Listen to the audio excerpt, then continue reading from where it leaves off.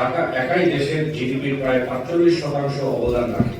আজকের এই সময় উপযোগী subject decentralization and environmental welfare of the capital towards sustainable Dhaka শীর্ষক এই চিঠিতে আপনাদের সবাইকে স্বাগত জানাতে পেরে আমি আনন্দিত।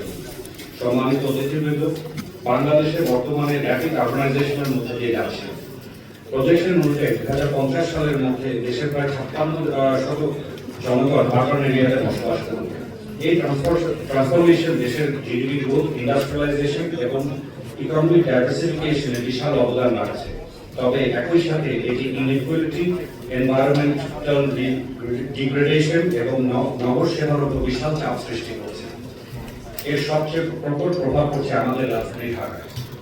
আমরা সবাই জানি ঢাকা একাই দেশের জিডিপির প্রায় ৪৫% অবদান রাখে, কিন্তু আমরা দেখতে পাচ্ছি প্রতিদিন প্রায় ২০০০-এর মতো নতুন লোক ঢাকায় মাইগ্রেট করছে।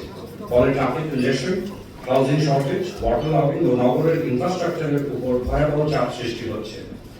সম্প্রতি গবেষণা দেখা গেছে, যদিও বড় বড় flyover, elevated expressway, metro rail ও মেগা প্রজেক্ট বাস্তবায়িত হচ্ছে, তবুও ট্রাফিক কনজেশনের কারণে প্রায় $6.5 বিলিয়ন অর্থনৈতিক ক্ষতি হচ্ছে এবং প্রতিদিন যে কর্মঘণ্টা নষ্ট হচ্ছে তা প্রায় টাকায় 140 কোটি টাকা সমপরিমাণ, যা প্রোডাক্টিভিটি ও সামগ্রিক অর্থনীতিতে বড় ধাক্কা দিচ্ছে।